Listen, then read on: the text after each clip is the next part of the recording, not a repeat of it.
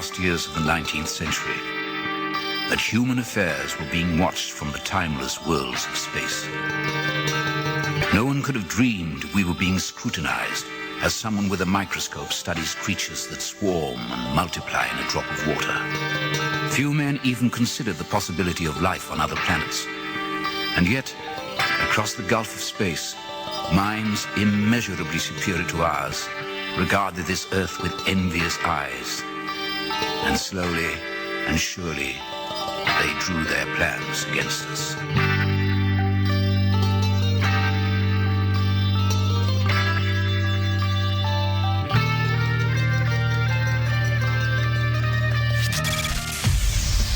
Broadcasting live from a tiny studio somewhere in North America. This is Dark Matters Radio Live.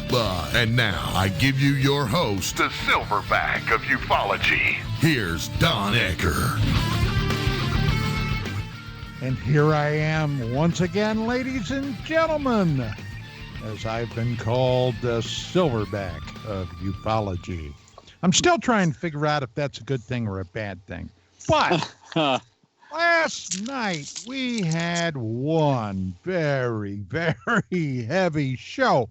I hope tonight can be a little bit lighter. And as a result of that, I am currently looking at a photograph with a caption under it that says, "The U.S. Army is under investigation after an alleged blackface video surfaces of a dude playing a dude disguised as another dude." And that's a picture of Robert Downey Jr. Okay. Oh, yeah. That is in blackface. He, honest to God, you look at the picture. Did you see the film Tropic Thunder? I saw that film. What, Rich? I saw that film. I thought it was pretty funny. Oh my God, it was funny. And Downey was it. I don't care. He should have gotten an Oscar for that. Yeah, really. He was so good. But of course, joining me tonight is Mr. Richard Sarday, and of course, Mr. Mark Center. Mark, how you doing, man? Things are quite well. I just wanted to put a blackface Downey Jr. in chat, so that's what I did. Yeah, it's going okay. The dog had a bunch of teeth pulled yesterday. He's pretty much back to normal today, pretty much. And yeah, it's all good. It's a bit chilly today, Don. Yes, it is. I, as a matter of fact, to be perfectly honest, have my heater on. Yes, I do. I have my heater on. I'm trying to keep that corona stuff at bay. Keep it away. Keep it away. Yeah. You know, it's that early spring feeling where the air is fresh, the breeze is chilly. It's about 52 here, it says, in my backyard. And those beautiful clouds, a lot of light and shadow play going on with the clouds moving. I love that.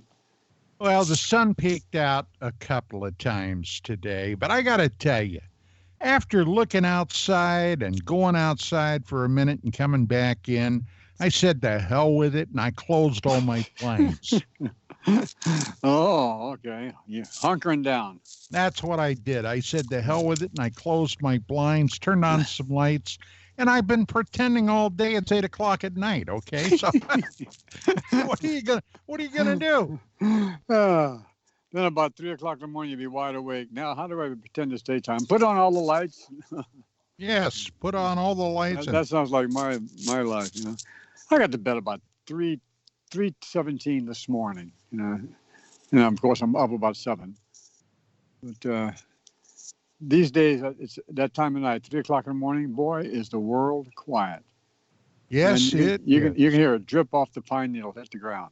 I'll tell you, I have recently quite a few times gotten up somewhere, woke up, okay, stumbled into the bathroom, came back out, thought about going back to bed, but my head was saying, no, not going to work. No, nope. You might as well go out. Now, I've got a timed coffee pot, okay? And I've got the coffee pot set up to start percolating about 9 or 10 minutes after 5. And when I get up that early, I got to turn it on myself, Rich. Oh, I mean, man. Yeah, Oh. I know. And How then I got to... 20th century. That's old 20th century stuff, man. Yeah, it is. And then I've got to sit there for 5 or 10 minutes while it brews. And I'm telling you, it's agony. But you're right. I can hear every damn thing going on outside. Now, real close to my house is a horse corral. And a bit beyond the horse corral, somebody has what sounds like a full-fledged farm. And you can hear those roosters all damn night long and all day. Cock-a-doodle-doo. I mean, it's, well, you've been out here. You've heard that. Oh, yeah, yeah. I hear him here in the morning, too. There's one over the ranch right down the road here. And he's, announcing the day.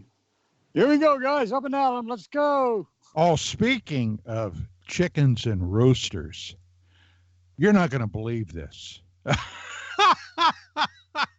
I'm still not sure it's not a put on, but I saw a news story online. I swear to God.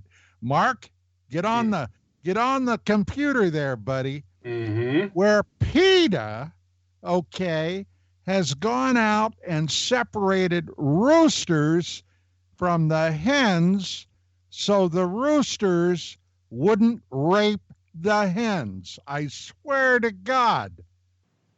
Wow. And I read that. Wait a minute. Talk about what do you go, anthropomorphism. Oh, well, I told Vicky some time ago. I said, "Baby, I got something that I have my suspicion about." And she said, "What?" And I said, "Sweetie, I think last night." Now this has been some time ago, but I said, "I think last night we slipped into another dimension." Because I don't remember this lunatic behavior like this before. Yeah, I think something happened. That's what 2012 was about. That was the end of the world, the actual, common sense world. Oh, my God, yeah. Yeah, there is some wackiness afoot, let me tell you that. Wackiness afoot.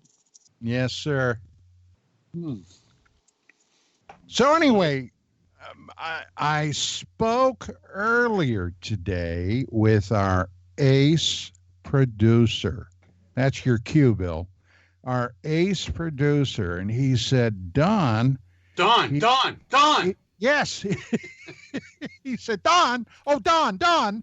He said, bring me on. I got something I want to say. So, hey, Bill, now's your opportunity, brother. Do it. And you know what's interesting? It just happened again. Let me see, about 6 minutes and 39 seconds ago. Don, I'm pregnant. But we have to try to clear up the confusion and frustration when the stream drops. Now, that is not on our end. That are the servers, because we are streaming on multiple platforms. And if you're using the certain stream to listen to the show and it drops, that is the one that seems to have issues from time to time. Now, I don't know if folks are aware, but KGRA Radio can be heard on TalkStream Live, TuneIn, Spreaker, iHeart, just to name a few. Plus, we have our app on the phones, whether it's Android or you can go to the iTunes store and get it, and it's free. But when this happens, please refresh your player at least twice, maybe even 3 times, so you can continue hearing the live show or whatever show is being broadcast at any given time. Yes. Oh, Ma. Yes. Ma, I got a question, Ma. Yes. and this is for all those folks out there Uh-oh. in KGRA land. I'm in trouble. How do you refresh your thingy, Ma? Easily. Just go up to the top of the browser where it says wherever you're listening to and click it again, and it'll refresh the page. It'll reload it. Exactly. Well, that's what I mean. Refresh, reload. So it's simply just refreshing the page, reloading the page. It may take. How did you get so smart, Ma? I don't think it's smart at all, Don. I think I learned from the best, like Race Hobbs. But again, I know it's frustrating for a lot of folks, and it is the server. It drops from time to time, and what the server does, instead of having dead air, it will automatically put another show in there, and it really causes a lot of confusion and, like I said, frustration for a lot of people. Oh man, that's what I was listening to Don last night, and all of a sudden I'm listening to Peter Robbins. I'm going, wait a minute, what happened here? Exactly. That's happened a couple of times. Yes. So when that happens, you simply need to just refresh. Unfortunately, it happened 9 minutes and 5 seconds ago because I'm looking at it. And people may be experiencing that right now. They may be hearing Peter Robbins again. So, I mean, for all we know. But in the future, if this happens, for the folks that are listening, during any live program or any actual program that's on at any Who's given time. unwrapping something Yeah, because it's going out over the microphone? It's making me nuts. It's not me, is it? I'm moving my head. Nothing's making noise, right? Well, it may I hear be. it too. It may be your mic rubbing on something. That's what I'm saying. I'm moving my head all around right now. Is it making noise? Yes. Absolutely. Yep. Okay, I'm going to rearrange it. So There you go. No. Cut that out. I'm trying to see if this works. How's that? How's that working? it sounds okay. I can still hear a little bit of it. But just to be clear, I know it's frustrating. I don't think that's me. I just want to again apologize to all those that are listening. I understand it is frustrating and it is confusing. But I had some people send me notes. Well, you saw that, Bill, on yes, Facebook. Yes. That was freaked out about that. Yeah. So I just wanted to come on for a few minutes, and thank you, Don, for letting me have the opportunity to address that. Oh, well, hey, you're like the producer, so sure. So have a wonderful show, and I hope the guys were able to at least hear some portion of last night's show because I think it was really interesting. So, gentlemen, have a great rest of your show. What part of that show, Bill, did you find most illuminating? Well, the thing is, with everybody, obviously the concern right now is with this coronavirus. And it was good to hear someone who seems to be quite knowledgeable about some of the facts that are going on. And a lot of people that were in the chat room, they were involved, they were engaged in it. And I think it's important to get proper information out there. And for people to not have, the fear thing is just becoming too much. If you put on the TV at any given time, that's all you're seeing. I think if people just have common sense, do the proper hygiene that they should do anyway. Those that are in the high risk, like seniors or people with chronic conditions like heart disease or kidney and lung-related diseases, diabetes, it goes on. You just need to be very cautious and to try to avoid having contact with large groups of people because you are susceptible. You are susceptible to, in that high-risk category, of getting gravely ill, possibly. So it's just common sense approach. But like I was mentioning last night somewhere else, a lot of people, thousands of people die a year from the flu. 500,000 people a year get hospitalized from influenza. If you go to the CDC, you'll see the stats on the influenza. Millions of people go to the doctor when they have the flu. So it's just you have to put this in relation with other situations that we've encountered in the past with SARS and everything else that goes on. So I just don't want people to be out there and be panic-driven. We have to have a sense of calm. I think that the government is doing their best, and this is also federal and state level, are doing the best of their ability to try to contain, to track down those that may be in contact with those that were infected, and I think they're doing the best they can. So, well, you told me several days ago that you had that New York had 300 students or something flying in, being flown back into New York State, and that they were going to put those kids in quarantine. Did that happen? I don't know. I haven't heard anything about that yet. But as of today, Governor Cuomo did declare a state of emergency. I think the cases are in the 70s now, confirmed. 70-something people now are confirmed to have it. But most of it is in New Rochelle, which is in Westchester County, New York. And it was due to the lawyer being in contact with people, and it just spread. Remember, the Hasidic or Jewish community is a tight-knit community, so I think he had a lot of contact with a lot of people, and that whole area is on lockdown. They're not even allowing people to go in to that area. So you could see it's happening in nursing homes where it's the elderly. You could see how it's spreading with certain individuals. But I think, Don, that the government is doing the best that they can to try to contain this. And they'll continue to do so. And people need to remain calm. And just like I said, do the proper things that you should do normally anyway, hygienically wise, is to wash your hands. Like if you avoid people that are sick, and if you're a senior or, like I said, a person who's high risk, avoid going to public places, because I think on the surface, being in contact with something, it's, I think, 72 hours, 3 days on hard surfaces that it can be contaminated. So you just got to be very mindful and careful on your approach and how you do things on a daily basis. If you do that, you should be fine. Yeah, well, I'll tell you, it's gotten to the point where I believe it's going to be a very noticeable cascading effect all across the board now. I've been reading a lot of news stories about this. A lot of businesses are now telling their employees to stay at home and do their business via the internet. Just a whole lot of things. And I think economically we're going to notice this sooner than later. Mark, Rich, what do you guys say? I told you the story. In fact, you referenced it, of those 8 folks that went to Italy. That's the one that made me stand up and take more notice, Don. That was pretty scary. That 8 people go to Italy, all 8 people are now sick. Well, the thing on the economy is that it's already hurting it dramatically. All the travel industry is in a tailspin, and many other down shop things are all being impacted because we're shutting them all down. It's going to have a major global depression impact on the economies. All trade is, greatly curtailed. It'll get more than less.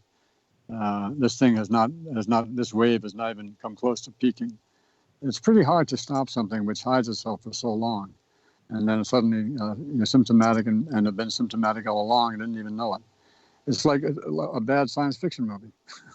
But we do have to remember that it is a form of the flu. Right. It's much more contagious, yes. But there's already been 30,000 folks dead of the run-of-the-mill flu. Oh, absolutely. Exactly. There's no question about it. It's the flu, the one that's going around right now is really bad. I mean, I've got a lot of people around me who've had it. Thank God it hasn't gotten me. Thank God. Because I'm one of those high-risk people, as it goes. And as far as being high risk and going out in public, it's kind of potluck. I mean, there's no way to kind of even know if you're spreading it. Some guy working in a supermarket loading the shelves could have already contaminated the can of beans you pick up. You don't know. It's going to. I know that I'm not happy because I had to curtail my doorknob licking that I like to do. So. Yeah.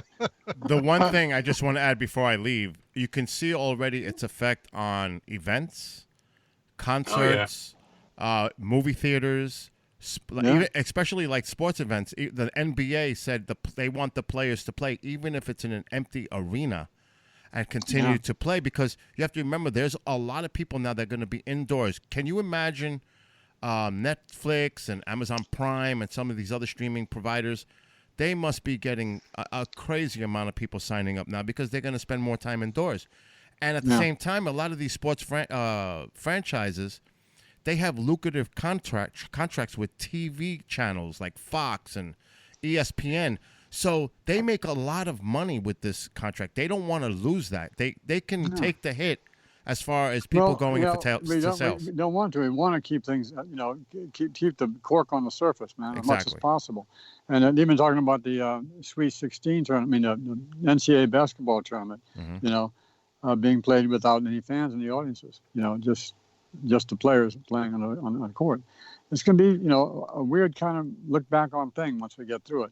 But that's what's coming up. My daughter and my wife, we were going to travel to Istanbul in mid-April in Vienna, and I'm going, well, we'll see what it's like. There are no refunds. Yep. Now, Don, before I leave, I know you were supposed to go somewhere this week, and you had a change of heart, right? Yeah.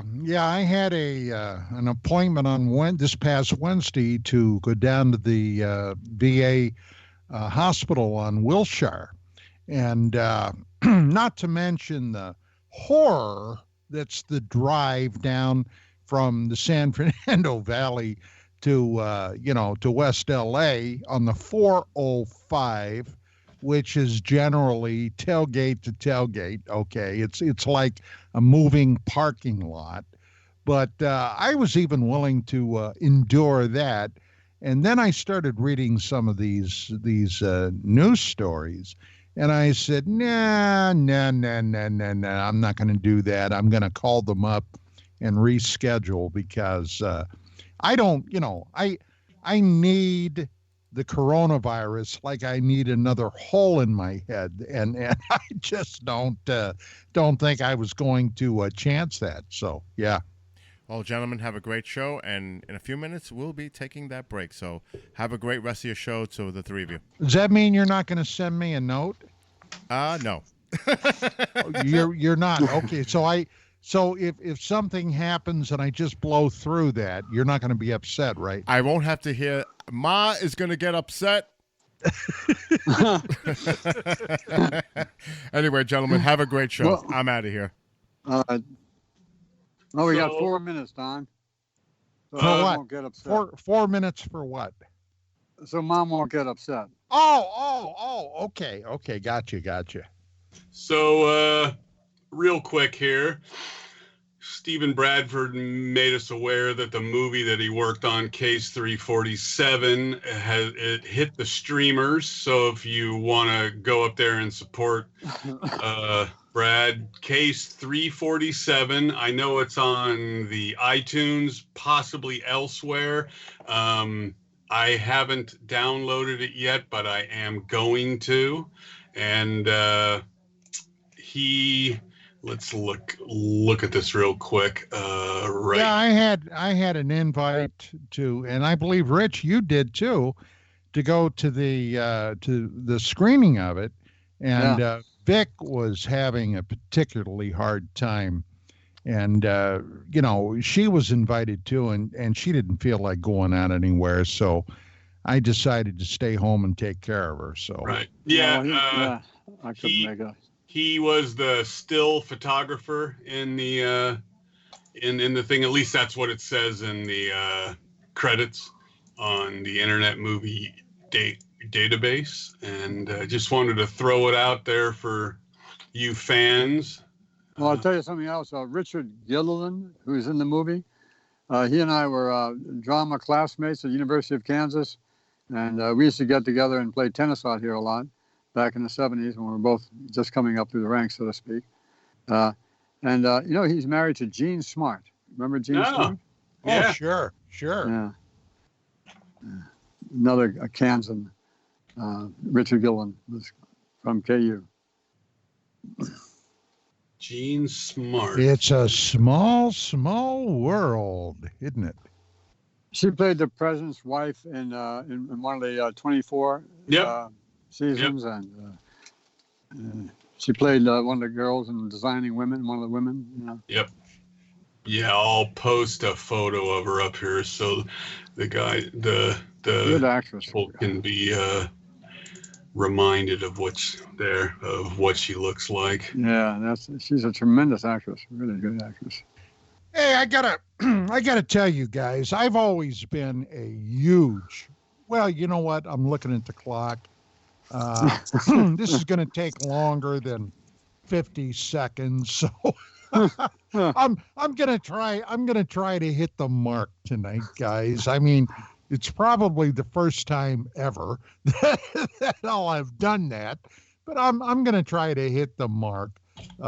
Okay, so let me do this. This is Dark Matters Radio, of course. Tonight, joining me as always, Rich Saturday, Mark Center, and yours truly. Tonight is our open line show. So when we come back, I'm going to go ahead and give the high sign if you'd like to call in after the break. This is what you do. Give us a call at area code 855-472-5483. That's 855-472-5483. Or conversely, 85 KGRA Live. All of it courtesy of the Paranormal Radio app hotline, and we'll be back after this. Stick around.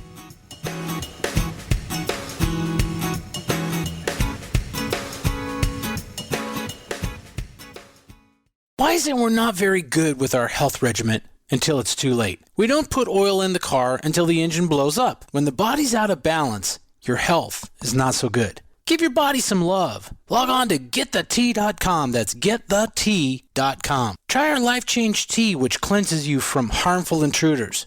A clean colon is one of the ways to bring the body in balance. We also carry organic supplements to help you get where you need to go. So do your body a favor. Log on to GetTheT.com. That's GetTheT.com. You can even visit our sales page to save some dough. Does anybody call money dough anymore?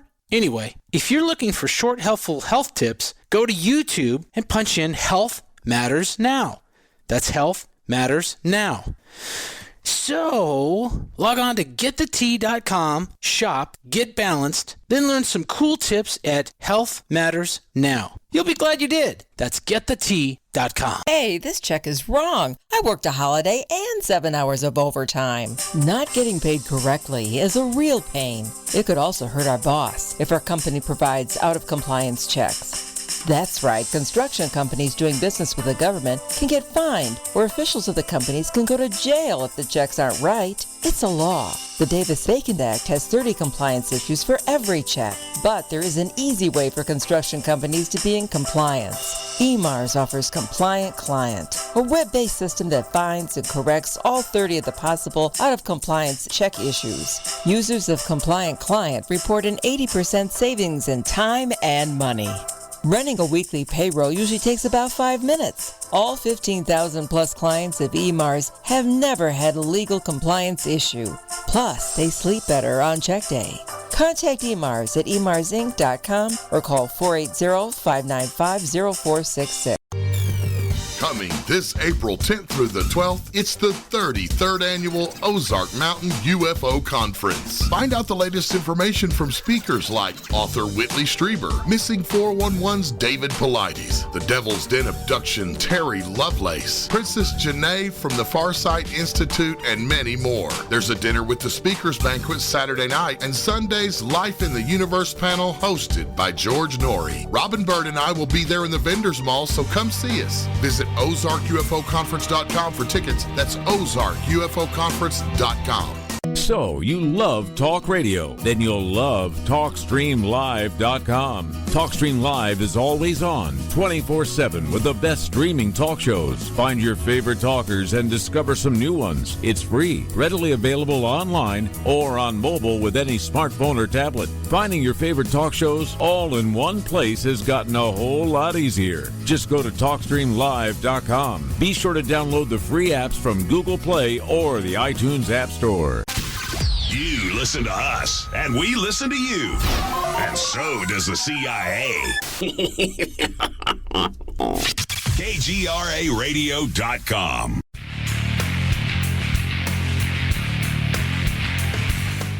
And we are back with our Saturday night open line show. And I am throwing the lines open. So if you'd like to call in on something you've heard in the last few shows, you got something you want to share with the world or whatever, give us a call at 855-472-5483 or 85 KGRA Live. And you can talk to me, you can talk to Rich, you can talk to Mark. Hell, you can talk to the universe if you want to. And that's open-ended, Rich. That's about as open as you can get. Now we'll hear some strange voice saying, people of Earth. Like, yeah. Yeah. People of Earth. I love it. I love it. You know, some guy on 2 galaxies away to see how many clicks he can get. So did you guys hear the latest on the technician from the Nimitz to break his confidentiality agreement? Easy for you to say. You can find it up on YouTube if you type in Nimitz technician. It'll probably pop up. And Don, would it be a confidentiality agreement with the military, or would it be called something different? That sounds strange to me.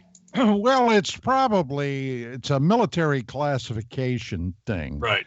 And they have you, if you're a civilian, you've got to sign agreements that you will not disclose X, Y, and Z because you can get hit with the double tens, $10,000 fine, 10 years in prison. So, right. You know, you're taking if you know something and you start blabbing about it and they want to get tough with you, well, they can get tough with you. Right. So if you go up there and check out the video, it's an hour and 20 minutes long. I actually have not had the time to watch the thing, but it's another firsthand experiencer. So that story is far from over. Far from over. Well, I found in the second hour when I was talking to Tony about a lot of that, I found it very interesting that he seemed highly skeptical that it is truly an unknown and more likely to be a secret black budget program. You guys heard that, right? Oh, yeah, and I thoroughly agree with him. I don't think, everybody goes, well, no way humanly possible we have that kind of tech. You go like, oh, yeah? How about the atomic bomb? How about a lot of other things? How about the biocomputers? And how about the other stuff we have no clue they have? It's like, I think you just decide what you want to call it. What the limits are of your background information when you see something like that. Inexperienced will think, well, it has to be aliens. Like, well, that's because you really haven't thought about it much or looked into the possibilities much. It could be a lot of things, including good old Earth tech, or maybe even ancient Earth tech, or maybe current Earth tech, or maybe Russia's tech, or maybe China's tech. It's like, you can't tell. We've talked about this for many years, Don. Like one hand washes the other. And you say, oh, that's just a secret project, or oh, that's the aliens. So, one camouflages the other, so to speak. Well, talk about synchronicity. Do you know what I spend half my day doing today, Rich? What do you do? Washing my hands in super hot water with very heavy hand soap. Let me tell you what. Yeah, I do it about 40 times a day. And I was doing it and not even thinking about it. I was just, talk about conditioning, Yeah, well, I've been doing that because all my days in the hospital and getting so many infections in the hospital. I wash my hands every time I pass the bathroom almost. I'm not moving around the yard and picking something up. And I pass by the bathroom, I wash my hands. Hey, Don, I want to put a quarter in you to give us a rundown on the last pandemic that hit the Earth in the early 1900s, and kind of use that as a possible analogy to what's going on now with the corona. Oh, my God. Yeah. Yeah. I shouldn't have told you what I did today, Mark. Yeah. This morning, okay, Vicky, when she came out and we were having coffee, we were talking about last night's show. And she never listens live when I'm on the air.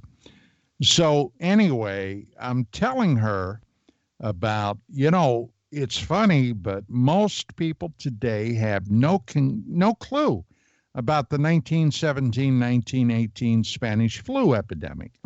The fact that many believe that this, what ended up being a pandemic, this thing actually may have started in what was then the continental United States on a military base. Now, you got to remember, in 1917, when Congress and Woodrow Wilson declared war on Imperial Germany and Kaiser Wilhelm, the American Army was at that time probably, I don't know, the 18th or 20th, sized army in the whole world. I mean, we only literally had,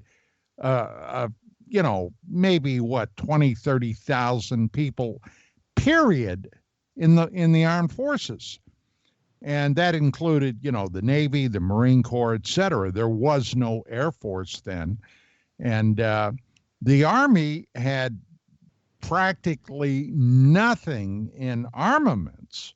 I mean, so immediately we started putting people in uniform. We had to design and create makeshift training facilities. They had no rifles even to give them. We had no tanks. We had nothing. So we were basically doing it all from scratch. And suddenly there were tens of thousands of people thrown together. Well, somewhere, I don't know where, but somewhere that bug popped up. And then it started to spread. We sent those troops to Europe. And we had literally naval vessels going all around. They get to Europe. They start passing the infection on, kind of like the coronavirus today. You cough, you sneeze, you shake hands with somebody, you're touching your face, and this thing spread. Well, before it was all said and done, and this thing came back the following year. The second wave of this what's so-called Spanish flu virus hit. It was deadlier than the first wave. Now, because at that point, Great Britain, there was a saying then that the sun never set on the British Empire, because they had British possessions spanning the globe. They had vessels going to these places. Vessels, ships, sailing boats, not the Enterprise, not the Starship Enterprise, but, surface vessels. And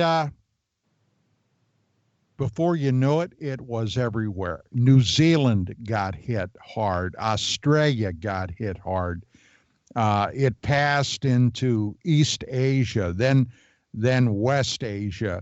The Chinese were dealing with the virus, and that may have actually been another strain that started there. I'm not real clear on that. But before it was all said and done, 50 million to 100 million ended up dying.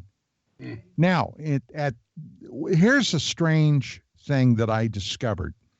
The Spanish flu, many The people that were most adversely affected were the very young and the very old. Okay. Now, so far, it appears that this coronavirus is not basically being as harsh on the very young as it is on others. Right. But we're seeing clusters like up in Seattle, where in one area now they've had 8 or 9 people in the same geographical location end up dying. We've had 1 or 2 deaths in California.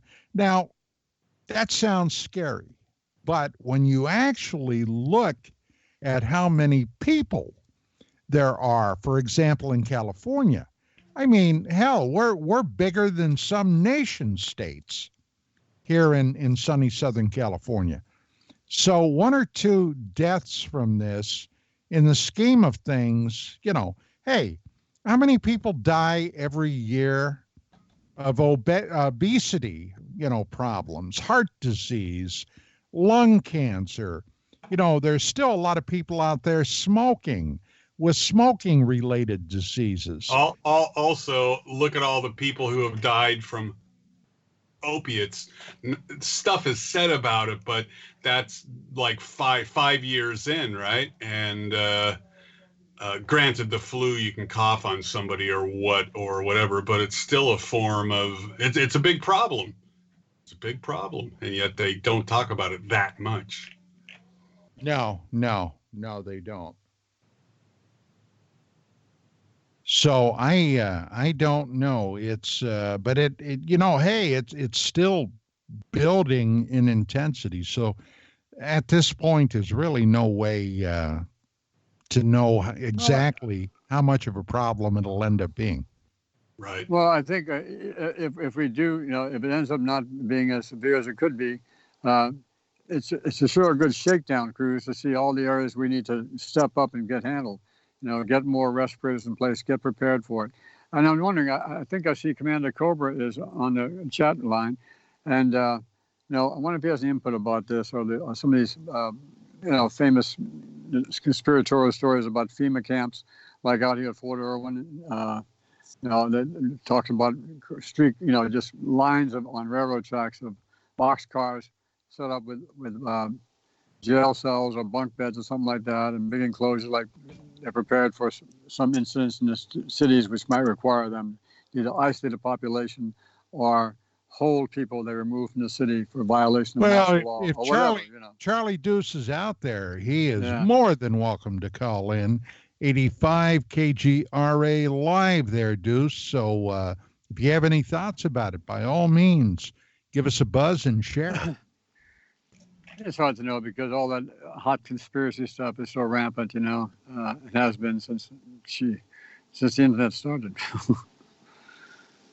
Yeah. But, you can imagine in a really dire situation, that would probably be one of the things that would be necessary to protect the rest of the population, You see how China's building hospitals almost overnight, and then one collapsed? Oh, yes. And this morning when I saw that news story, it was horrifying. They said at that point, over 70 people were still trapped inside that rubble. Well, I was wondering, that didn't give much time for the cement to even harden up, the curing to take place, especially at this time of year. Okay, I wanted to tell you folks, Stephen just put a link up there to rent or buy the movie on Fandango. The price is good, so I think I'm going to do it up there. But if you check in chat, folks, it's a good price. So it's available on Apple TV as well, I think. Yes. For some reason, since I don't, not that you have to have Apple, but my computer doesn't really like to play well with that. So, hey Don, Hey, Mark. You saw, you're into the Marvel universe and all that. No, I'm not. Well, okay. Of course that would be a lie. So what was your view on that new movie that just came out with the gal? Of course that's from DC, but what was her name? Quinn. Margot Robbie. Yes, and she was in Harley Quinn. There was a lot of interesting publicity on that, but not regarding the woke publicity. What did you think of that movie?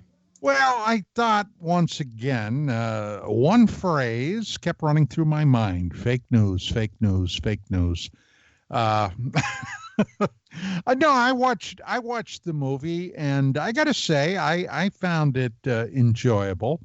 I personally, I like to see tough gals.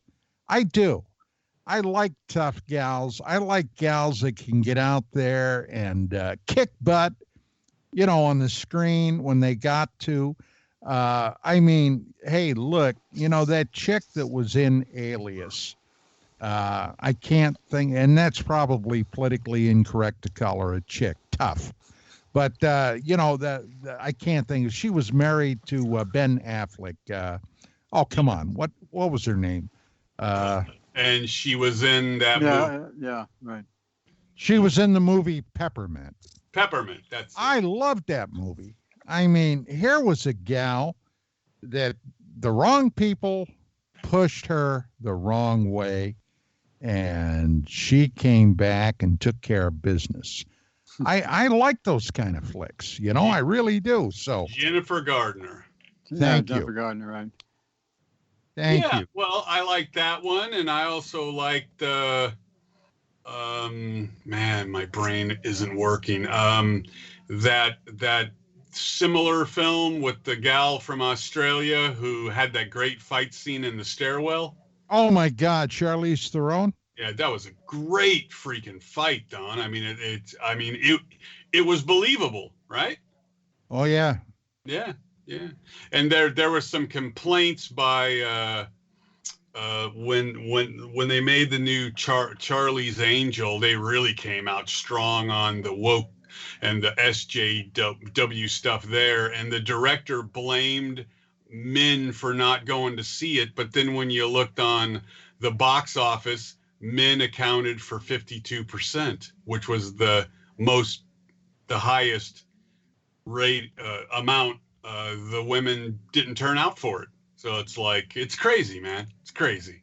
Well, when you got a culture dedicated to whining and sniveling, what are you going to do? True.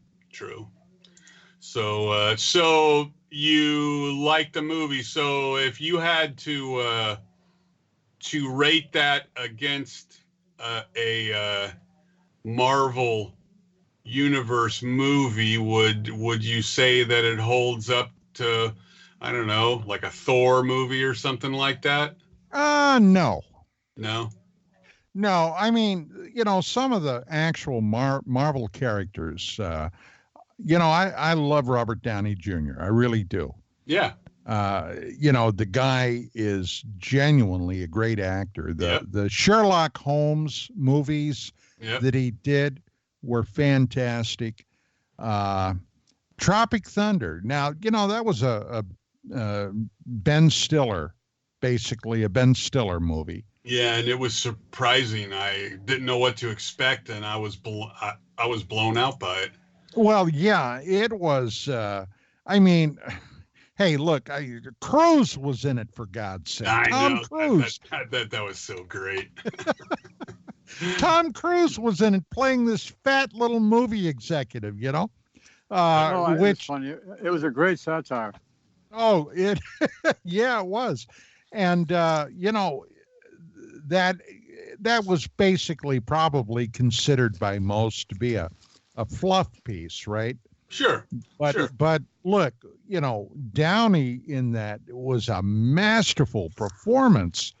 Who would have believed if you didn't know who Robert Downey Jr. was and you went to that movie, you would have thought this guy is a genuinely an African-American actor. The makeup was that flawless. So, yeah. Yeah, and I'm surprised nobody has since pitched a bitch about that.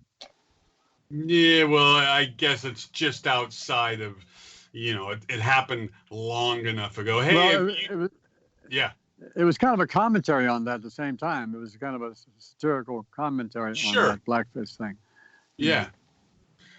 Don, have you seen any of the previews of the Wonder Woman 1984? I have not. It looks good. They can't bring back the captain from the new Star Trek movie. So what they did is they went back to 84 because they really liked them together. So they wrote it so they could have him in the movie again. And it looks pretty good. And you know who the bad guy is. Chris Pine. Chris Pine, right?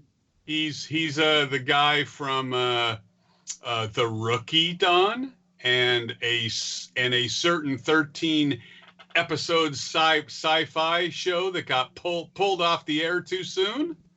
Yes. Oh, Firefly. Yes. So he's the main protagonist in the movie. Yeah. Well, that's good. I like it. Yeah, I'll definitely look forward to that. Well, let me tell you, I raised my daughter to be a kick-ass. I took her to karate classes for years after school. I taught her moves to handle guys, and we practiced them together. She carries a pepper spray and a couple other things kept handy that I've, arranged for her. I've trained her in, keeping her awareness around her, because she's often in parking lots coming out of late night classes, all that kind of stuff, and walking around Santa Monica as a kid. And I just wanted to make sure she never went calmly. If somebody tried to attack her, that she never went calmly, that she fought. So far, so good. Now she's, 27? I tell you what, brass knuckles work pretty good, too.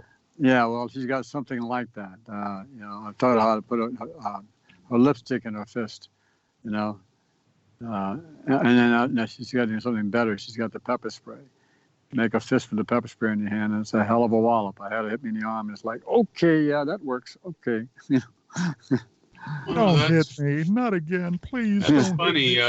I'm pretty sure it's Nathan Fillion, but it's not on his IMDb. The next one on his IMDb is The Suicide Squad, which since the first one sort of tanked, they're going to reboot it already, if you can believe it. But I'm pretty sure that's him. Wow, I might be wrong. I don't know. But I'm a big fan of him. He's got a certain panache about him. He does. Yes, he does. Yes, he does. I agree. A certain panache. Yeah. Well, the phone lines are open, 855-472-5483. Well, if Steve would call in, we'd talk about that movie a little bit. That'd be fun. Yeah. Good idea. That's a good idea. If you're around, Steve. Yeah, and of course, all of it is being brought to you courtesy of the Paranormal Radio app hotline. When we first got the new phone system online, the big boss, Race Hobbs, made sure he told the producers, make sure everybody mentions the Paranormal Radio app hotline. First few times I did it, I didn't even think about it. And then I got my butt chewed. So I said, "Oh, okay."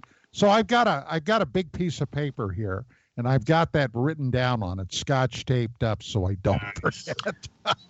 To remind people, I haven't brought watched. to you by the Paranormal Radio Network app. Is that right? App hotline. The hotline. The Paranormal Radio app hotline. There you go. So I haven't watched the new War of the Worlds, Don, but you watched it and you sounded like you were impressed. Oh yeah, Yeah, I was. actually, I was very impressed with it. Gabriel Byrne, for one, is in it, and he's a masterful actor. Now, I will say this. I believe there's a total of 8 episodes that comprise the first season. Yep. I have watched all 8, and it's it's an engaging story. But there are parts of it, and I'll be the first to admit it, it's like watching wall paint dry. Yeah, I agree. They're just way too stressed out, and I think that's what they do. It's for financial reasons. Could be, but then the action will pick up again. Right. But the last episode threw a spanner into the works. Boy, I know. Don't say anything, but boy, was that unexpected. I'm very curious. I have my suspicions, but I'm very curious. Well, look, we are at the top of the hour. We got to take that top of the hour break. We had a phone call come in. Caller, just hang on there through the break. I'll grab you when we come back. This is Dark Matters Radio, brought to you by KGRA Radio, your contact point to the paranormal. And the phone lines are open, so over the break, if you would like to, give us a call at 85 KGRA Live. And we'll be back after these words. Isn't that how they used to do it, Rich? Yeah, we'll be back that's after these words.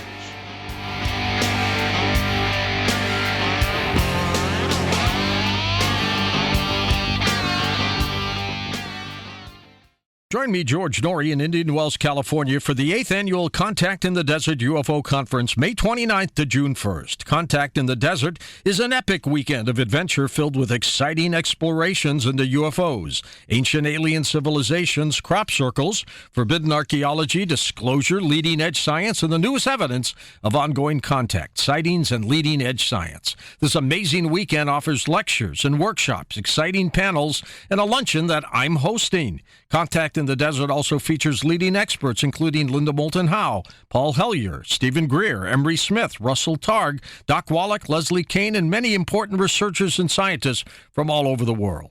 With the breaking articles in the New York Times and acknowledged naval sightings, Contact in the Desert is your place for inside information. Join us at contactinthedesert.com to get your tickets today. It's time to make contact. That's contactinthedesert.com. Contactinthedesert.com. Why is it we're not very good with our health regimen until it's too late? We don't put oil in the car until the engine blows up. When the body's out of balance, your health is not so good. Give your body some love. Log on to GetTheT.com. That's GetTheT.com. Try our Life Change Tea, which cleanses you from harmful intruders. A clean colon is one of the ways to bring the body in balance. We also carry organic supplements to help you get where you need to go. So do your body a favor. Log on to GetTheT.com. That's GetTheT.com. You can even visit our sales page to save some dough. Does anybody call money dough anymore? Anyway, if you're looking for short, helpful health tips, go to YouTube and punch in Health Matters Now. That's Health Matters Now. So, log on to GetTheT.com, shop, get balanced, then learn some cool tips at Health Matters Now. You'll be glad you did. That's GetTheT.com. Are you intrigued by Paranormal Talk Radio? You'll love the new Paranormal Radio app from TalkStream Live.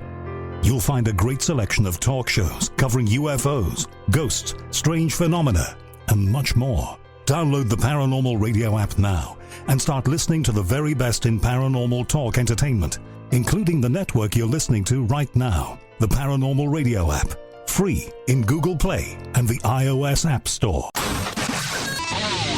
KGRA Radio is your interactive alternative talk media.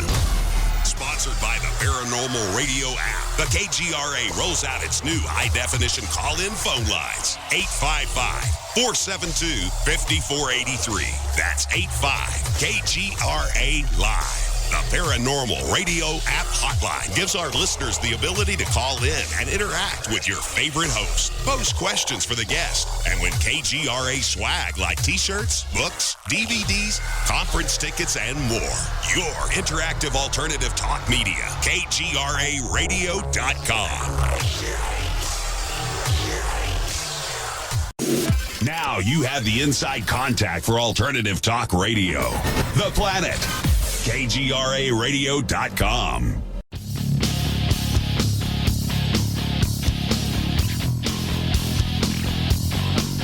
And we are back with hour number 2 of our open line show. Tonight is our open line show. If you'd like to join in, give us a call at 855-472-5483. And we are going to the phones. We have Mark from North Carolina. Mark, welcome to DMR. What is on your mind, my friend? Nothing much, Don. What's new with you guys? I'm just worried about you out there in California with all this virus craziness. Oh, boy. Little of that going on, for sure. Not in a little Fukushima, and, we're doing just great over here. Yeah, I forgot about Fukushima. You'd think all that radiation would kill that virus, huh? They get say you that coming or every going. single fish that they're fishing out of the Pacific up in the northwest shows contamination from Fukushima. Did you see that report? Yeah, a little mercury, a little radiation. It's good for you. Come on. Yeah, a little cesium cocktail. Yeah, well, mix this it. I reminds told Vicky, I said, well, you know what is really good for this coronavirus? What?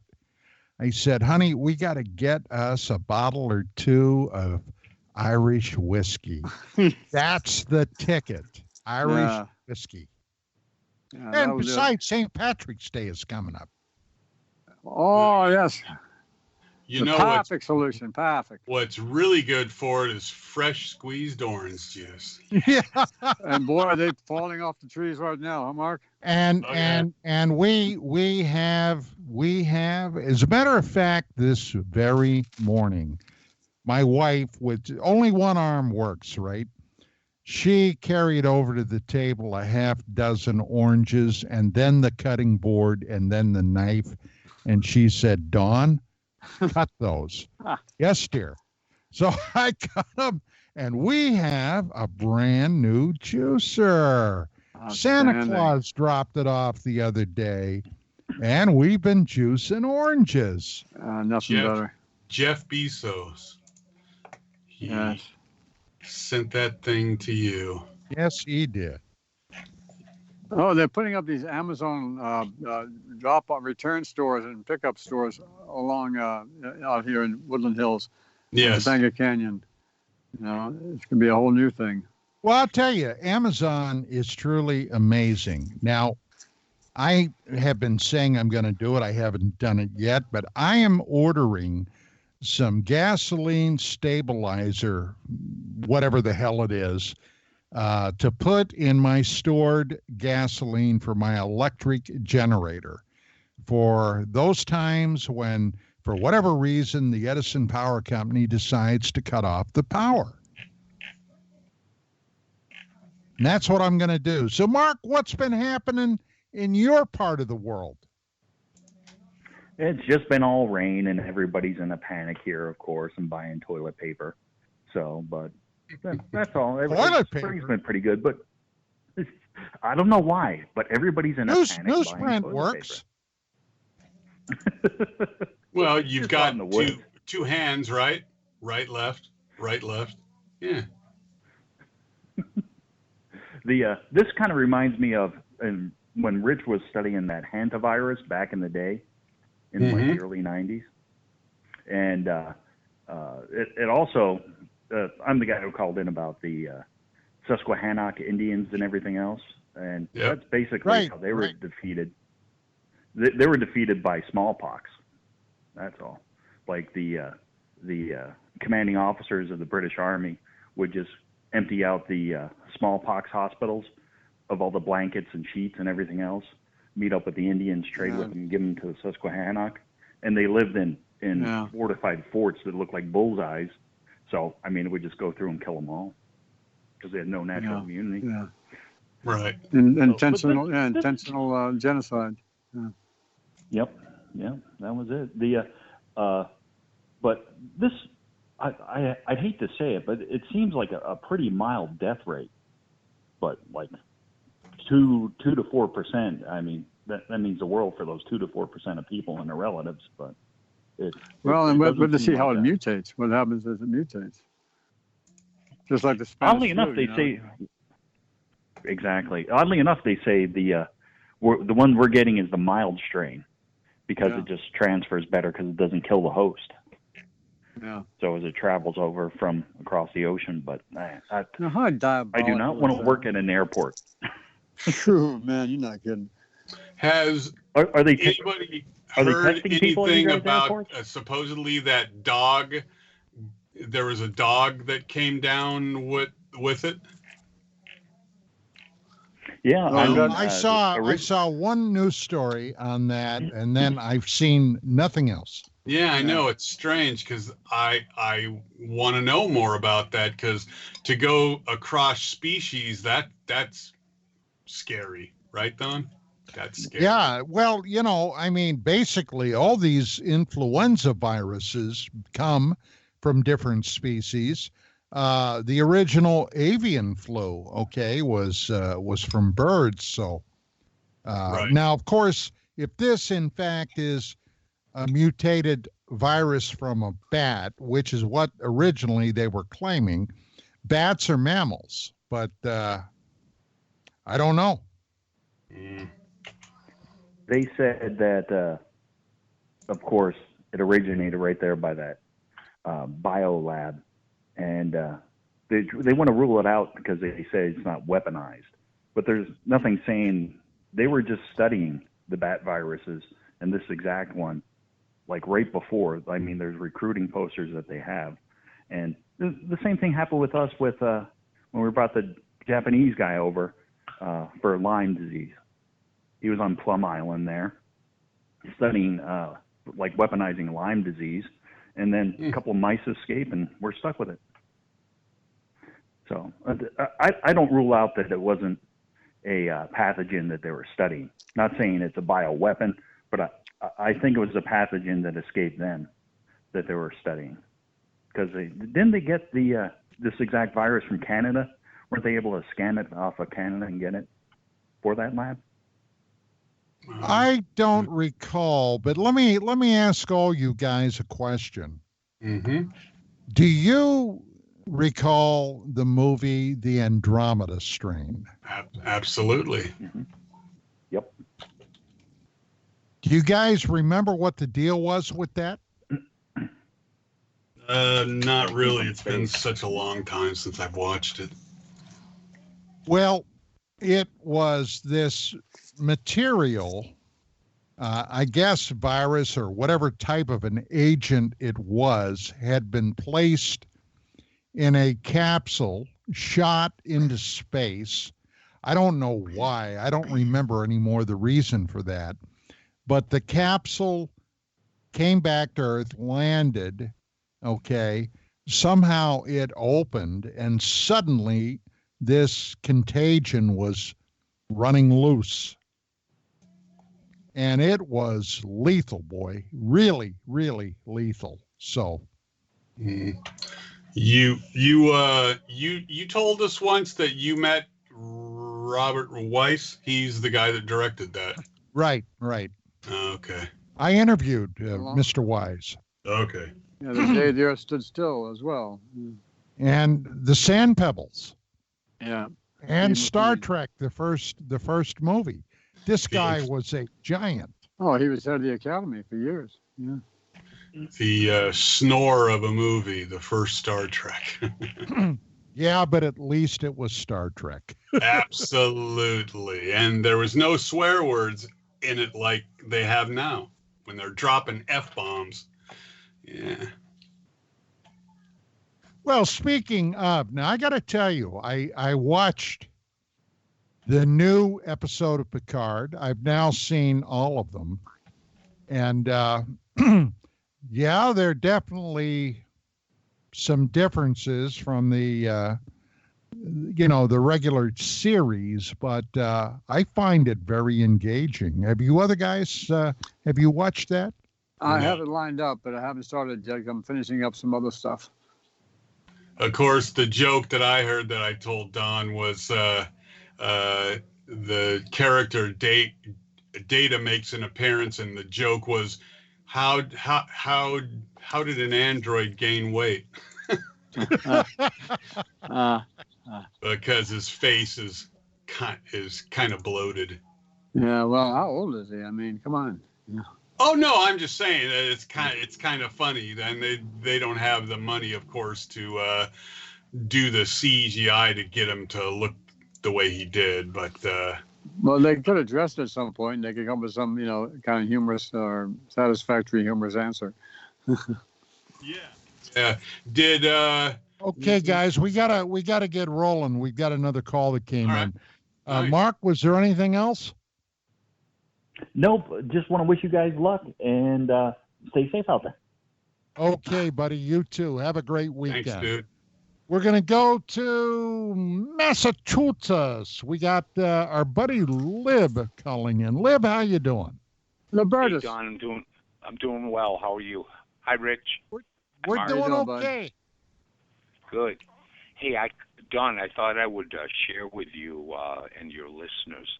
I bumped into a very fine ufology website. It's one of the best I've ever seen, and I don't use the term fine very often. But it is, if you want to jot this down, the website is NOUFORS.com. And it's for the Northern Ontario UFO Research and Study. I hope they got a check in the mail to you, buddy. Well, I'll tell you, Don, there are FOIA documents from Canada, the U.S., the UK, New Zealand.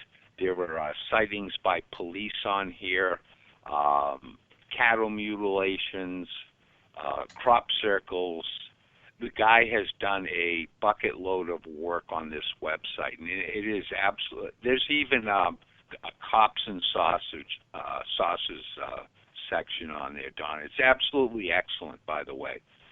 So wow. I recommend you check that out. Give that to me again, Lip. Okay, it's NOUFORS.com. NOUFORS.com. The link is in chat Skype and the chat room, Don. Well, that's nice, but I can't get in there. Into the Skype? No, I'm in Skype. I can't get into the damn chat lounge. Right. I put the link into Skype as well. Oh, okay. Yes. So anyways, I highly recommend it. I mean, I haven't even explored an eighth of it. There's just unlimited information on there. Hey, Don, I wanted to ask you guys, because I have not yet, you know the Popular Mechanics article we talked about, a week or two ago? Yes, sir. That was excellent. Do you know that the request for quote or request for proposal that was issued for the ATIP program, there's a link in there attached to that. Did you know that? Well, I read it. I read the article online. I don't recall the link. No. Yeah, I haven't had an opportunity to look at them, but the links that they put out, the government did to advertise the services they wanted, is attached to that article. There was only one bidder, of course, but they did publicly bid that out. So Harry Reid just did not give it to Bigelow. So I'm going to dive into those sometime and check it out. And Don, not to tweak you, but I asked Sky a couple of times if he would give you a link. Did he ever give you the link to the Franklin Square, Munson, New York Fire Department video? I honestly don't recall, Lib. Okay, I'm going to I will put a link into the chat lounge, and maybe Mark will get it over to you. And not to tweak you, it's a 7-minute video by Franklin Square, Munson, New York. I think it's a suburb of New York City, meeting in the fall, where at the end they make a motion to and approve the motion to initiate an investigation into the explosives used on 9/11. So it's quite interesting to have a fire department make that motion. So I will give you that too, sir. Yeah, that I would find that very interesting. Absolutely. Yeah. Well, they found thermite residue. Not one peep was in any newspaper, magazine, or anything, at least that I saw. Are you surprised? Oh no, I'm not surprised at all. But I just thought that it was very interesting to watch the fire department initiate that and then vote in support of it. So I did put it in the chat lounge, and maybe Mark can get that over to you. All right. Thank you. Mark is ace at that, Lib. Yes, he is. He put some entertaining stuff in there, so you have to fix your account to get in there next week, Don. You know, I'm tired. Every week I try to go in there. And I downloaded that damn Discord app or whatever, and it just doesn't work. And not for me at any rate.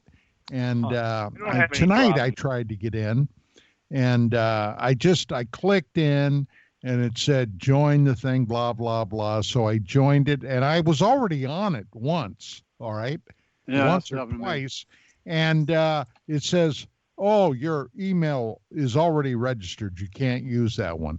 So I got to be honest. I got a little irritated, and I said, "The hell with you." Yeah, you got to get back in there, Don, because when you're not there, we make fun of you in the chat lounge. Oh, hey, just join, get in line, pal, get in line. I'm just kidding, man. Hey, guys, have a good night. Take care.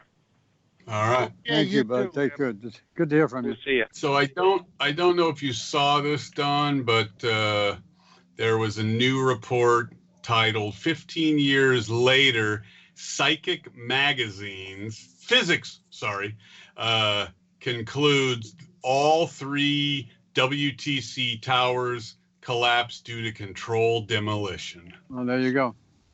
That's a good start. And then look at the Pentagon. I mean, what the hole they're showing and the debris they're showing do not even come close to matching up. And then one video was released and slowed down. It was one camera they missed pulling the feed from in one of the parking lots outside the Pentagon.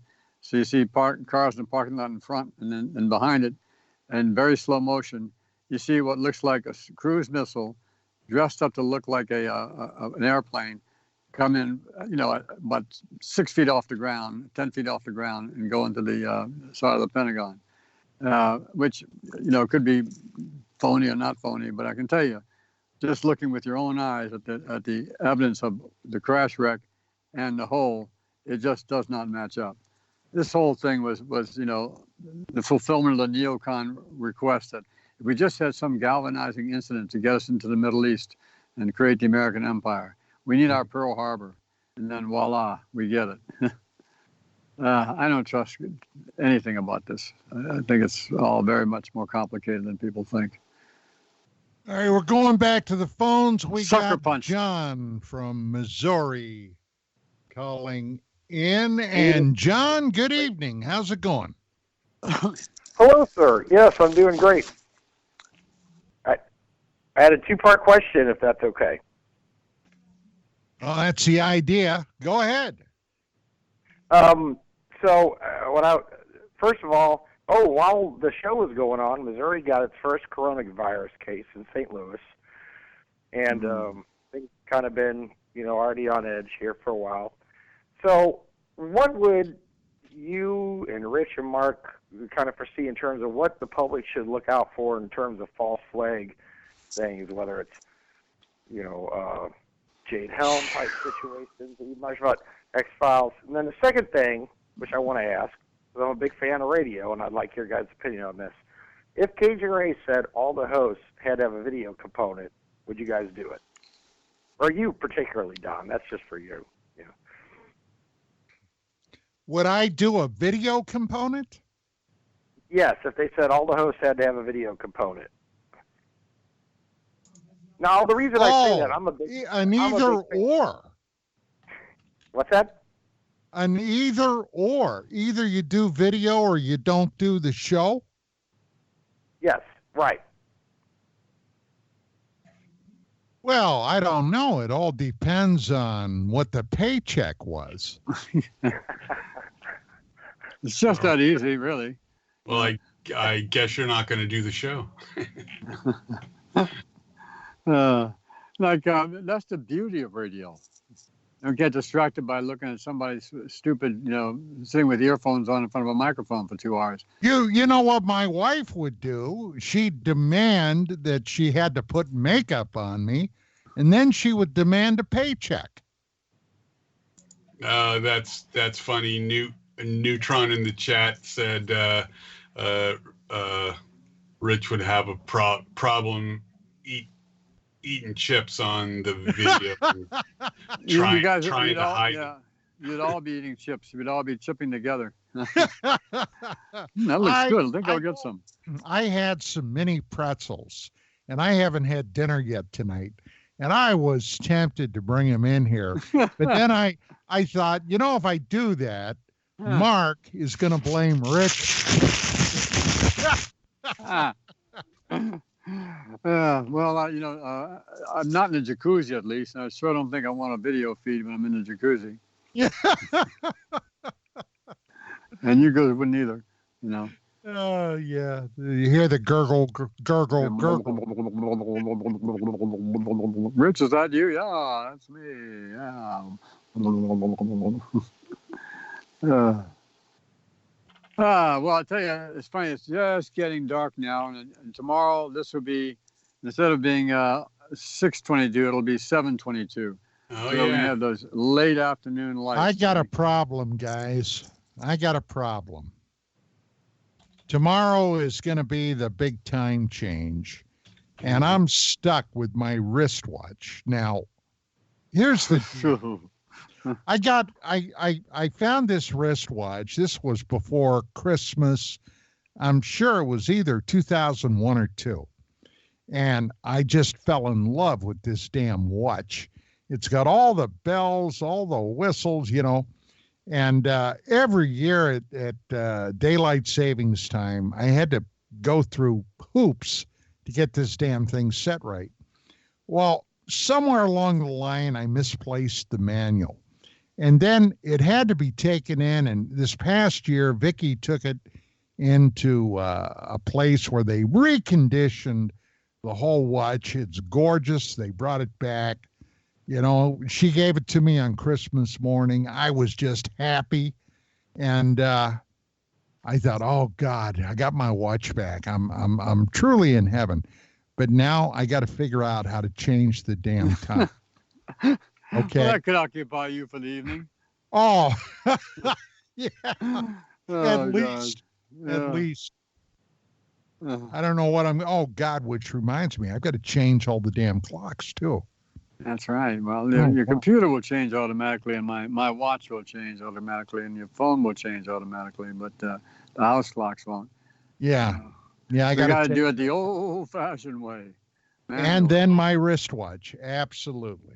So I know that Dawn is going to binge them, but has Rich watched any of the Project Blue books? The last one was on Walker. I've watched them all. Yeah, I watched them all. I just look at it like the X-Files. Just take it for what it is and enjoy it. Right. What did you think of the Skinwalker? I've not watched it.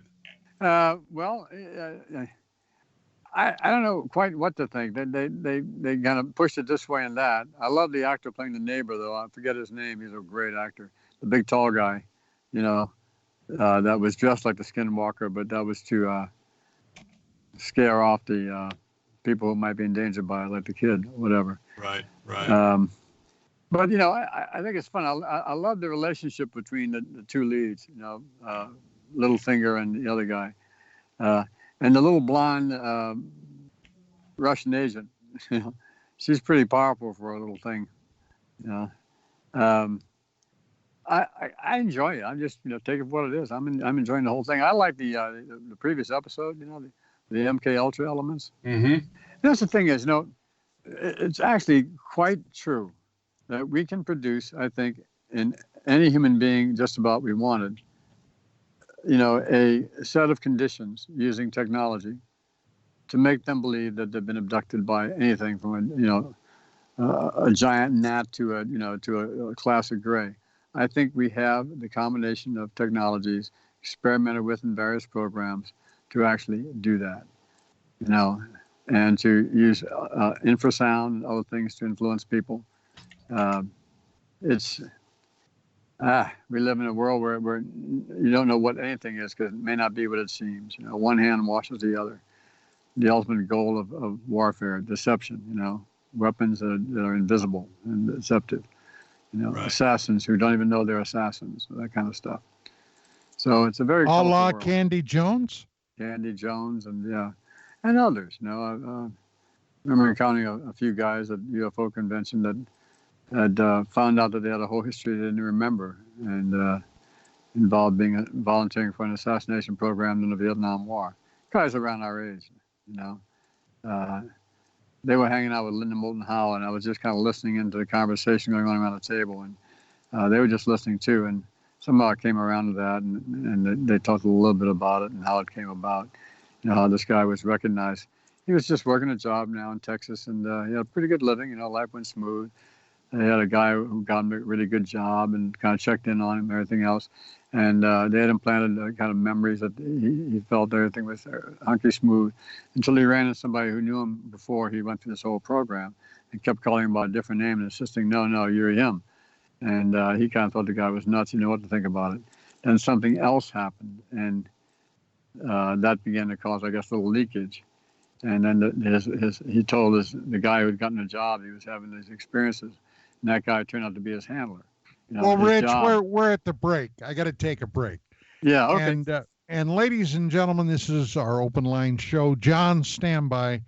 And if you'd like to join in tonight when we get back from the break, give us a call at 855-472-5483, 85 KGRA Live, courtesy of the Paranormal Radio app hotline. We'll be back.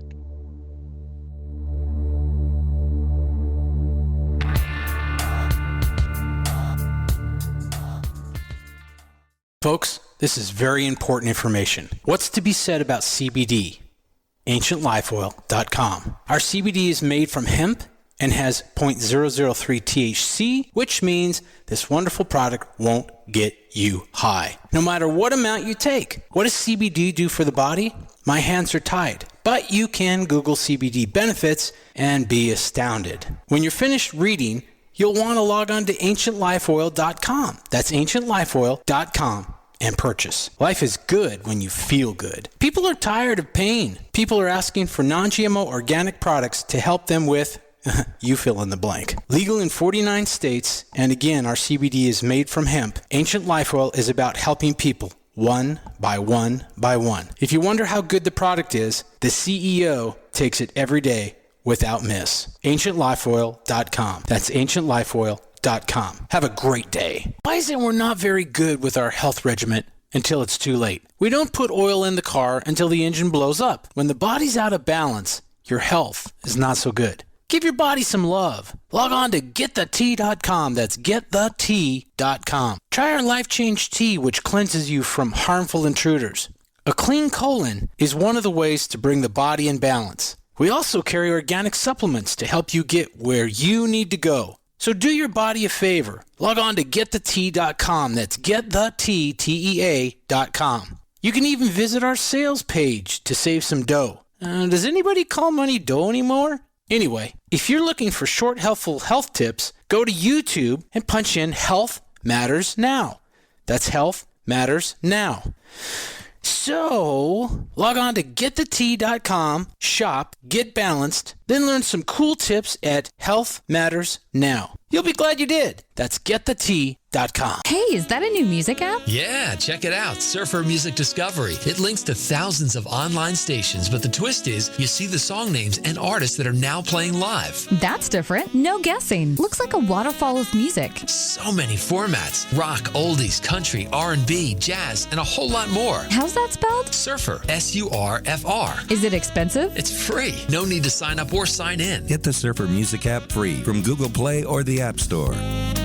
Join me, George Norrie, in Indian Wells, California, May 29th to June 1st for the Contact in the Desert UFO Conference, an epic weekend of exploration into UFOs, ancient civilizations, crop circles, and so much more.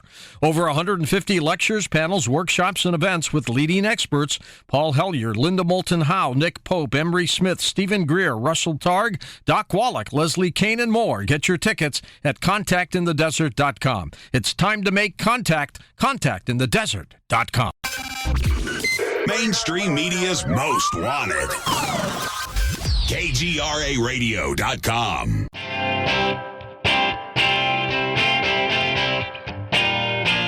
And we're back with our last segment of DMR tonight.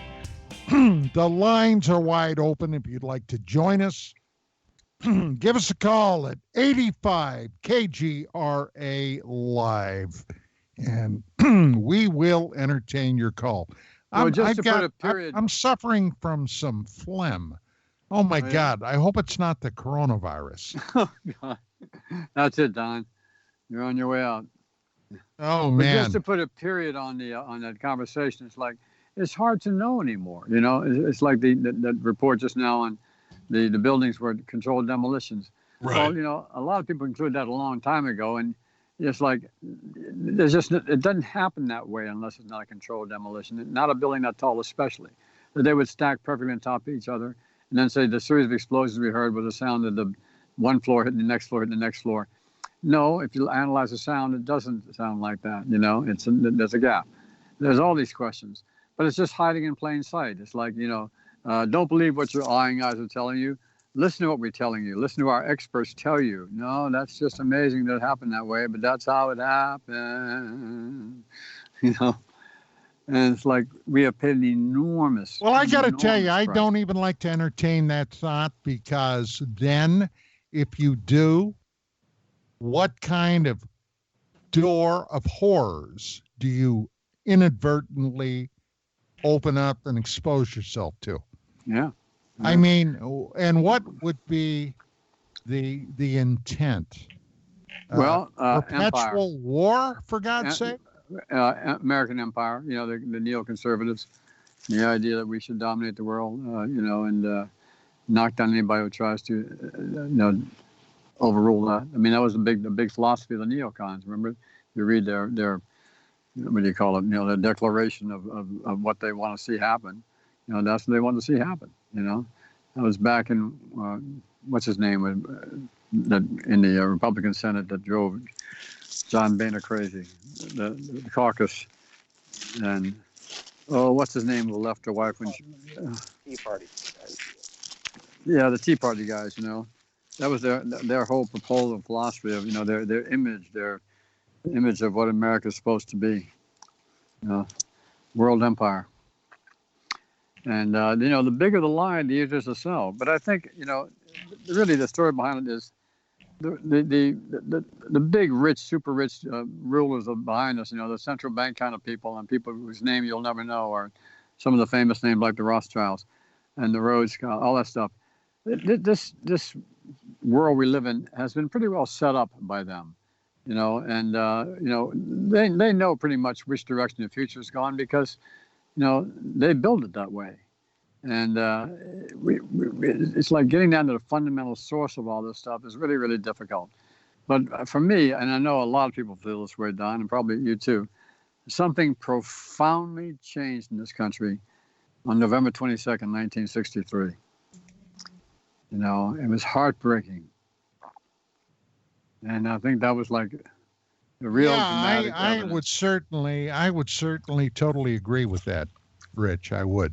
Yeah. Yeah.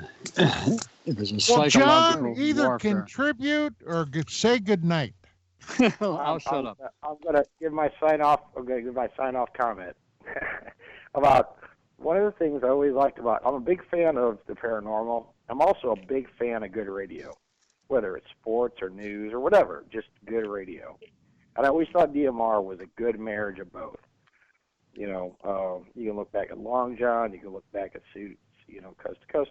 Those were always good marriages of just good radio. And so. And then the reason I asked that, I think there's a push, and this isn't on, you know, KGRA moving to the video component, but a lot of other places are too. Just from, you know, a fan, and a fan not just of DMR, but just of good radio, it's not necessary. I don't know if you guys know who Jack Buck was. He was did the Cardinals for a long time, famous sportscaster. He said, radio is the most intimate form of communication. You know, so I was a writer, and I watch TV or write, listen to radio. I do believe radio is the most intimate form of communication. So if Racer Warren ever pressed you guys to get a camera on your computer and do it, that you don't have to. Oh, I think everybody that knows me knows I'm not somebody that deals with pressure, being pressured real well. I would like to see Rich in his hot tub. So I'll leave it at that. Rich in his what? Hot tub. Well, I guess I'll post your jacuzzi, Rich. I will post a picture of Richard in his man cave, which is probably a lot more interesting. When we say man cave, Don knows what I mean. I've seen him in his jacuzzi. John, I've seen him, and it's not a pretty sight. No. And if I turn sideways, I can bend the light around me. You don't even see me. Well, maybe a little bit of my nose, but that's about all that's left. So skinny, I got to run around the shower to get wet. Well, thank you, gentlemen. Y'all stay healthy and safe, and I'll catch you next week. Okay, right, buddy. Have a good one. Always good hearing from you. You too. All right, bye-bye. Hey, Don, you know, on December 18th, they're going to be releasing a brand new take on Dune. Are they? Yep. Wow. And it stars Josh Brolin, Jason Momoa, who Don has a crush on. Oh yeah. And Oscar Isaac. Yeah. So there's some good folks in it. Jason Momoa was great in Stargate Atlantis. Yeah. And you know, a lot of people who loved the original Conan with Schwarzenegger, really gave him a hard time when he did his take on Conan. I thought he was great. I did too, man. I think he's terrific. You know, he used to be in the Canyon all the time, and he got to know Dan pretty well. You know, and Jason was shooting a little movie, and they came in and used the grocery store where Dan was behind the counter, you know, for some of the scenes. And I watched him set up and work a little bit, you know. Jason is a really sharp guy, really sharp. Boy, built like a brick shit house. Did you see that commercial he was in at the Super Bowl? Yeah. That was great. Remind me, I don't remember. Oh, Mark, tell him. I gotta do something here, so you'll have to tell him, Don. Oh, you rat fink. Okay. I'm sorry. He was out doing something, and he came home, and he started taking off all his clothes, and he took off, you know, his chest. Yeah. And then his arms, and when he got done, he was this tiny little skinny guy. Maybe that's what I should get. I should get one of those, you know, put on a big muscled, costume. Yeah. Keep me warm, man. I was thinking about being this skinny and having such thin blood vessels, man. I sound like my mother. You know, she had the same kind of anemia I do too. Like, oh, Rich, I'm cold. Slivovitz, Rich. You know, that's what you need. Slivovitz. Yeah. Starts out good, ends up messy. Hey, Don, did you ever see Momoa in Aquaman? Oh yeah. Oh sure. Yeah, I like that movie okay, but the underwater stuff, it was a little odd. But And exhausting, just exhausting. My eye gets yeah. exhausted. Yeah, Too much going on. I would agree. It was a bit exhausting, but he did a great job in it. Yeah, he does. By the way, there's a 2019 reboot of Lost in Space that's available in 2 seasons of it. Yeah. And I really enjoyed it. I mean, it's very formatted, but boy, it's beautifully done. Beautifully done. The sets are great. Don't you think? Yep. Mark? They put a bunch of money in it. Yeah, it's a pretty good looking show.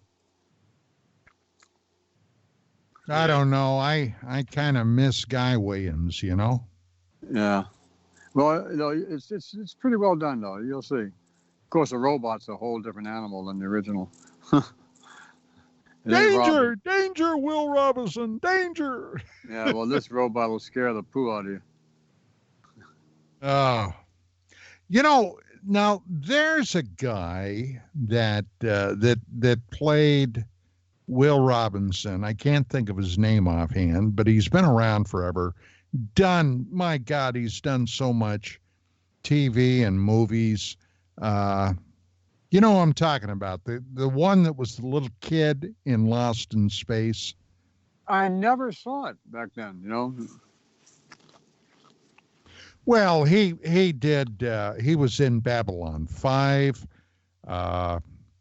Just did a lot of stuff. He was in the original Twilight Zone. He was Billy Mummy, I think it was. Yes.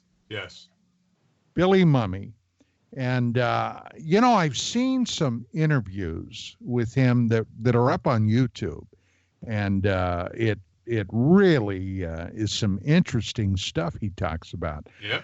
Hey, you know what? I think Stephen called in. Let me find out. Stephen, this is Don. Welcome to DMR. Hey, gentlemen. How's everyone doing tonight? Excellent. We're doing okay. Yeah, we wanted to get a readout from you, buddy, on how the film is doing. It's doing well. It was well received. I mean, it's a found footage movie, so it's not everyone's cup of tea. I get that, and it's not $1 million production. It might not even be $100,000 production, but it's good. I think it's good. I know I brought some neutral people to the premiere that aren't really into this stuff, and they enjoyed it. They're like, actually, I really like that movie. So it's good, and I think people who actually like the paranormal and the UFOs are really gonna find a lot of stuff in this movie that they like. I think. Well, I was really sorry I didn't make it to the premiere. Yeah, no, I mean, obviously, you gotta take care of the wife with the arm and so forth. But yeah, it was a fun premiere. I think that was really the highlight, seeing it all kind of come together on the big screen and seeing the actors and everyone there was actually I think very rewarding. So in that respect, it was cool to be a part of it. But yeah, I mean, it's out there now. You can watch it. It's easy. It's digestible. It's fun. It's spooky. So it's like $3 or $4. Yeah. Oh, I'm gonna do it. I'm sorry I couldn't be there, Stephen. I really worked hard at that, but I was having Rich, obviously bad couple of days there. Severe dehydration, man. I was going to urgent care for dehydration, 4 days in a row. But coming out of it now. Frick. Jeez. Well, let's all get together sometime sooner rather than later. Then just go to Tory Inn or I don't know, cheesesteaks at Don's or something like that. Oh Jesus, I'd love to do that. Oh my God, yes. Actually. Our Outback Steakhouse, man. I like those too, Don. Oh, I'll do that too any day. If I ever make a punk band, it's going to be called Cheesesteaks at Don's. Cheesesteaks at Don's. Be my punk rock band. Why not? That's right? great. That's great. There's bowling for soup and alien ant farm. Why not Cheesesteaks at Don's? Yeah, toilet paper for the silverback. Yeah, I like that reference. I think that someone the other day, when I was listening, they didn't get the silverback reference, and I think the silverback is like the most dominant, intimidating creature in the jungle or in the animal kingdom. So that's Don. He's a silverback of ufology. I kind of like that. Absolutely. But yeah, it's good hearing everyone back on the air. I think we need to. I don't know, get together sometime. Well, I tell Hey, you, were you able to tune in to last night's show? No, unfortunately, I work late, but I've been following the coronavirus, and I'm kind of on the fence about it. I mean, initially, I thought, well, China can't really be trusted with their numbers. It's too close of a society. They control all the media outlets and so forth. Yep. And now as it starts to spread, I mean, obviously it's spreading. It seems of a concern. And like Rich said, I think this is a good, alarm drill to go through. But I'm looking at the numbers, and yes, it's spreading, and it's contagious, and you can get it. But, the mortality rate, it just seems like unless you're in a compromised immune state to begin with, you're going to be pretty much okay. It might be like a flu-like symptoms or something. I say that, but then I look at the doctor who first discovered it and was working with the people. This guy was not 90 years old. He didn't have a compromised immune system, and I think it killed him, didn't it? Yeah. Yeah, so there you go. So I'm confused. I mean, you've got somebody said, the mortality rates are people in their 70s and 80s, which is, consistent with the flu, and it's, no worse than what the flu would do if somebody that age got it, but we don't have a vaccine for this, so, I get it, but then I see the doctor. I'll tell you, today, Stephen, this morning, I did a graduate course in the Spanish flu via my Alexa, okay? Yeah. I put Alexa on it, and let me tell you what, Vicky was listening to this. She had wandered out to get a cup of coffee, and she started listening to this, and she ended up wandering to the back of the house. But I sat there. Yeah, and it has potential to be scary, I guess. Yeah, I just sat there and listened to this thing, and it was, quite frankly, it was horrifying. Yeah, no, I agree. I agree, and I'm not that horrified. I guess with the coronavirus, like I'm still going to the gym, still going to public places. Whatever. It's not high on my list at the moment, but I'm also not in the third world, and I have running water and a shower and hand sanitizer, and so we'll see. We'll see. Fingers crossed it doesn't mutate or become something more than it is. Yeah, well, we better get busy though, ramping up for the next round because you can see where this is headed. I got two real good paranoid words for you. William Bamford. I'm not sure about him. Who was he, Rich? Okay. I'm talking about Gods of Eden. William Bromley. Bromley. Excuse me, Bamford. Bromley. Yeah. Sorry about that. I was thinking about AKA Tour d'Alene. Yeah. Yeah. I think Rich. Rich, you named the actor, the old guy from Batteries Not Included. Yeah. Exactly. I love that old guy. As you can see, my old guy is showing here. Bamford. Tell me, did you guys read The Gods of Eden? I did. You gave it to me. I haven't. Don. Yeah. I haven't. I need to get through it. I haven't. I started it. You got to read that, Stephen. You got to read it. No, it was deep. I was like, I want something more passive. So I went back to my true crime, but I'm going to dig into it. I have it. I bought it. I purchased it a couple years ago. I got about halfway through it. It's one of those books that is fundamental. Yeah, I understand. I understand the hypothesis. I'm familiar with the author. I understand his work material, but I haven't actually read page for page what he wrote down. So I'm on it. It's on my list. I've got a few I have to get to. Once you go down this rabbit hole, it becomes time consuming, and I feel like a book like that, it is. It's like I'm sitting here with books I want to get to, and I don't even get near them. I'm too busy rereading other books to remind myself of things I learned and linking them together. I'm going, wait a minute, that relates to this. Let me go get that book and let me go find that. Yeah, 100%. There was a question by Libertas. Hey, Mark, would you please get this to Don and Rich? The story about what a scientist saw at Skinwalker is very good. So I put a link in Skype. I don't know anything about it. What did the DIA scientists see at Skinwalker Ranch? So, I think, is that the one where the creature comes crawling out of the portal?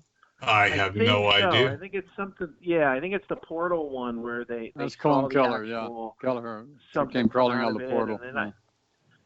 Yeah, there's been a couple other revelations of instances that some of the researchers dealt with the cattle sort of barricading themselves in a small barn, which like within seconds of the farmer already being out there. Like very bizarre stuff. Yeah. That is a really unique place. I'd love to spend the night there one night. I mean, I say that semi-seriously, but I might chicken out if ever given the opportunity. But man, that would be exhilarating just to be there and see what that actually is, if anything. I mean, probably they say it if you go there for specific purposes, the intelligence behind it seems to know that and will sometimes not even but then look, originally when Knapp and Kellner came out with their book, Vicki and I drove over to Vegas, spent an evening with George Knapp, went to dinner, we talked about the whole thing. We ended up, she and I reviewed the book for the magazine, and I did a lot of digging into that. There were a number of other people, a lot of their names right now escape me, but here's the bottom line. Some of those people that were out there, when they left and went home, something followed them back to their homes, several of them. Yes. And really created havoc with them and their families. And right. Who needs that kind of trouble?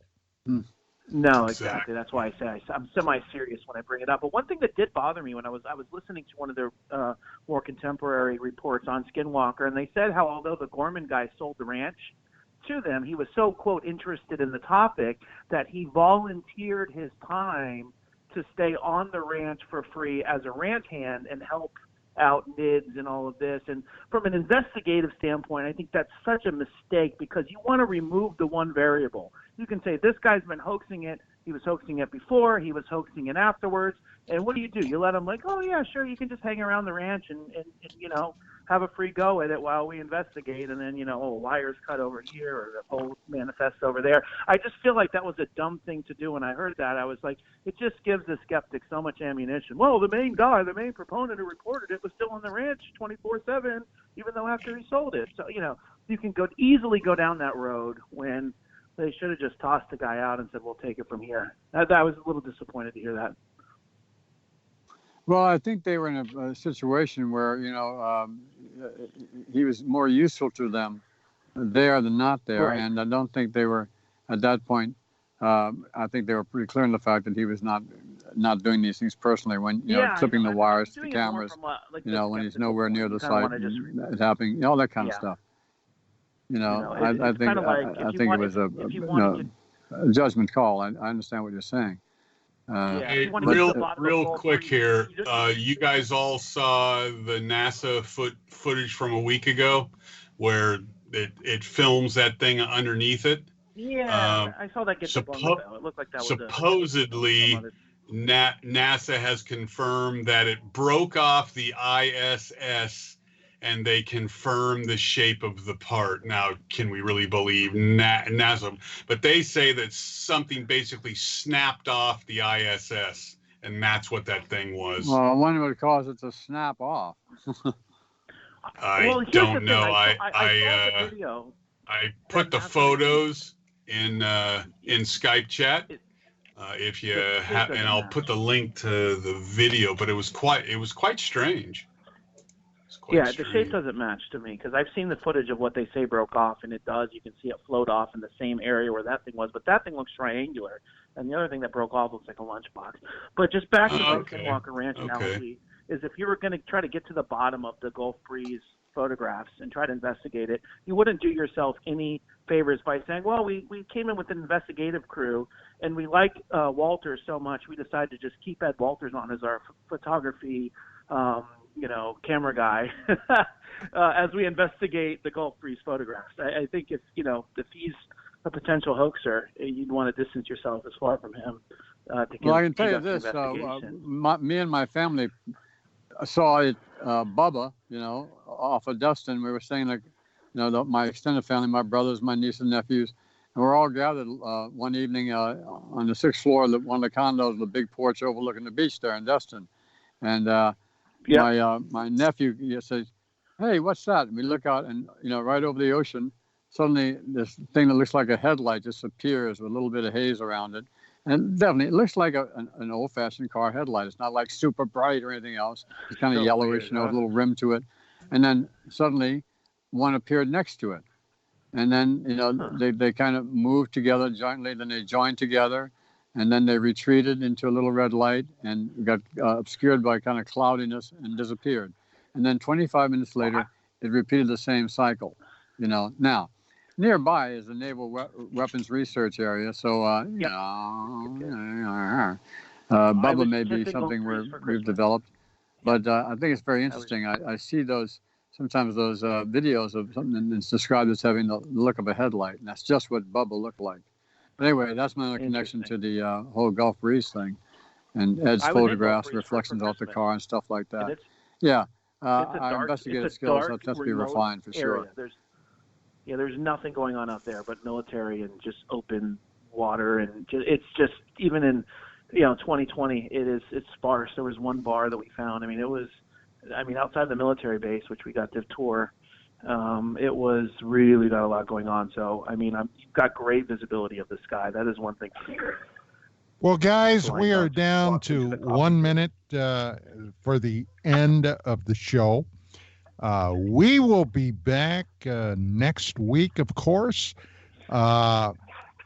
Incidentally, next Saturday, we've got a very special guest that Bill Skywatcher lined up for us.